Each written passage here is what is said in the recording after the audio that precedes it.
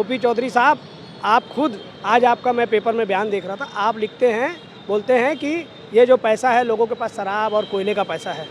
एक छोटा और ये जनमानस का जो व्यक्ति है उसके पास कहाँ से शराब और कोयले का पैसा आएगा, ये हमको आप प्रमाण करिए। मतलब आज हर आदमी आपके कहे अनुसार मतलब शराब और कोयले से जुड़ा हुआ है।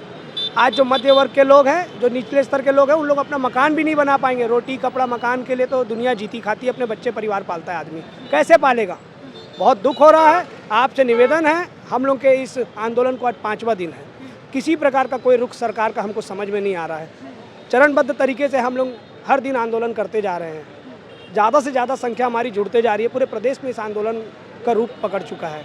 आपसे निवेदन है तत्काल रूप से इस गाइडलाइन को वापस लेवें, गाइडलाइन बढ़ाएं, कोई तकलीफ नहीं है, पर उसको जनप्रतिनिधियों के द्वारा आपकी जो कमेटियां हैं, जो आपकी जो आपको जिन्होंने ये जो भी अधिकारियों ने आपको दिमाग दिया है, उन अधिकारियों से ज़रा ये पूछिए कि जो आपने गाइडलाइन रेट बढ़वाया है, अगर उस अनुसार अगर वहाँ की ज़मीन की कीमत है तो मेरे पास भी कहीं पर किसी के पास कुछ ज़मीन होगी, किसी के पास कुछ ज़मीन होगी। हम लोग पूरे व्यापारी आपको 30% डिस्काउंट में अपनी ज़मीन को बेचने के लिए तैयार है। सरकार से निवेदन है हमारी ज़मीनों को खरीद लें।